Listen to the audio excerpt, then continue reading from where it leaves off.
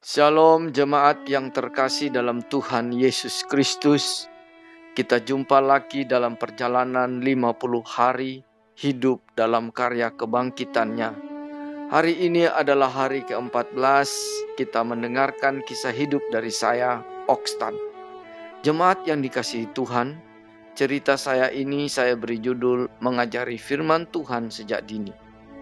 Saya terlahir dari keluarga yang bukan Kristen. Papa mama saya pemeluk agama Buddha. Bersyukur dalam anugerahnya saya dipilih Tuhan menjadi orang yang diselamatkan. Dan bersyukur juga kami hidup di daerah yang mayoritas Kristen. Kisah iman saya saat kecil berawal dari sekolah minggu. Saat itu ketika SD, sekolah mengharuskan semua muridnya untuk tiap minggu harus ke sekolah minggu.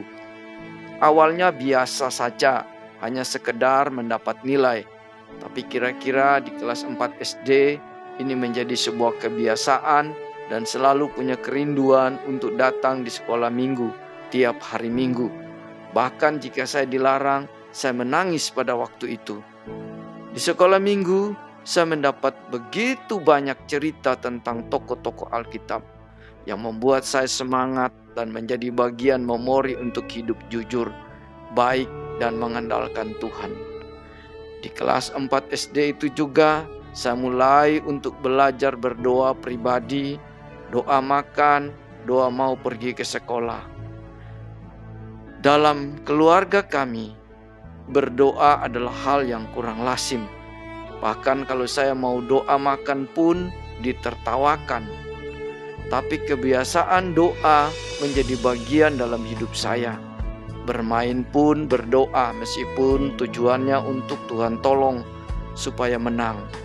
Kira-kira saat SMP usia saya 14 tahun, waktu itu kakak saya mau menikah dan mau dibaptis. Saya menawarkan diri juga untuk dibaptis. Saya diingatkan oleh sebuah firman Tuhan yang saya ingat betul saat itu. Saat sekolah minggu, sebuah ayat emas dalam Yohanes 14 ayat 6 yang berkata, "Akulah jalan dan kebenaran dan hidup. Tidak ada seorang pun yang datang pada Bapa kalau tidak melalui aku." Jadi waktu itu saya memberi diri dibaptis. Setelah dibaptis saya merasa menjadi sempurna karena memiliki jaminan hidup yang kekal. Kehidupan di Manado yang dekat dengan rokok dan minuman keras waktu itu, dan belajar dari pengalaman hidup kakak saya yang terikat dengan narkoba, bahwa tebeng yang paling ampuh adalah berdoa dan selalu mengingat firman Tuhan. Firman Tuhan ini juga yang menjadi kekuatan buat saya, meskipun orang tua saya tidak mengajarkan ini. Yaitu dalam Ulangan 6 ayat 7. Tuhan memerintahkan umat Israel untuk mengajarkan berulang-ulang firman Tuhan pada anak-anak mereka, dimanapun dan saat apapun. Firman ini saya ingat terus. Pernah ketika di SMA, di akhir pelajaran, guru matematika saya meminta seorang murid untuk memimpin doa pulang. Tidak ada yang mau maju.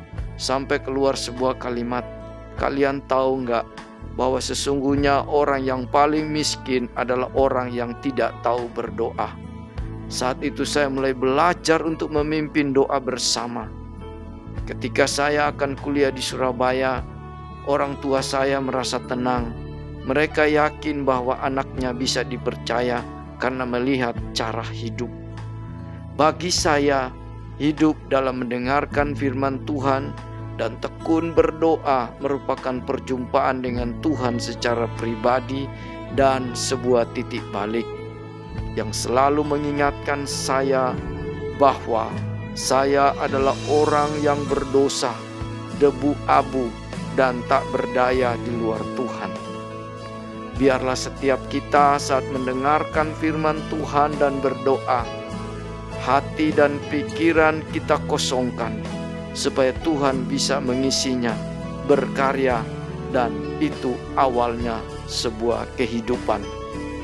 Hidup dari hari ke hari dalam pimpinan Roh Kudus harus menjadi lebih baik dan benar.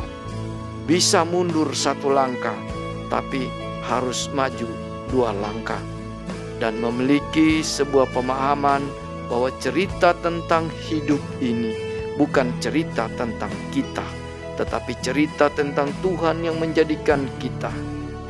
Saya mengajak buat jemaat semua yang memiliki anak atau cucu, ajari firman Tuhan sejak dini. Ajari mereka untuk hidup dalam doa, karena itu merupakan tebeng, perisai, dan sebuah memori ketika menghadapi tantangan hidup. Buat guru-guru sekolah minggu, tetap semangat, karena pengorbananmu menjadikan yang lain hidup. Tuhan Yesus memberkati. Mari kita berdoa.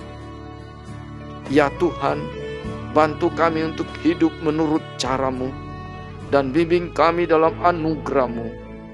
Amin.